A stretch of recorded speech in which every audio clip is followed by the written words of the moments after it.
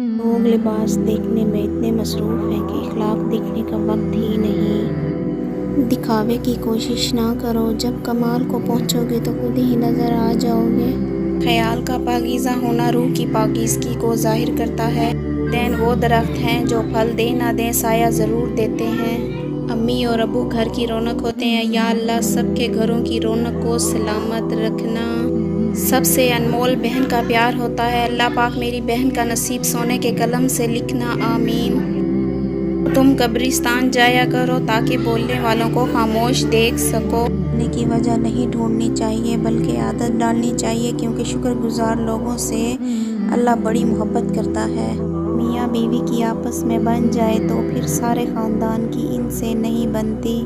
درخت نے ایک شخص سے کہا، میری عادت اپنا لو، زندگی میں کامیاب رہو گے۔ جب کوئی مجھے پتھر مارتا ہے میں بدلے میں اسے پھل دیتا ہوں۔ علم یہ نہیں کہ بات کتنی گہری ہے اور الفاظ کتنے مشکل ہیں، علم یہ ہے کہ بات کتنی ضروری ہے اور الفاظ کتنے سادہ ہیں۔ چابی سے کھلا تالا بار بار کام آتا ہے مگر ہتھوڑی سے کھلا تالا دوبارہ کام نہیں آتا۔ اسی طرح رشتوں کے تالے غصے کے ہتھوڑے سے نہیں بلکہ محبت کی چابی سے کھولیں۔ صبر بھی رنگ لاتا ہے اور غصہ بھی، مگر غصے کا رنگ محبت کے ہر رنگ کو نگل جاتا ہے۔ گھڑی کی ٹک ٹک کو معمولی نہ سمجھو، یہ زندگی کے درخت پر کلہاڑی کے وار ہیں۔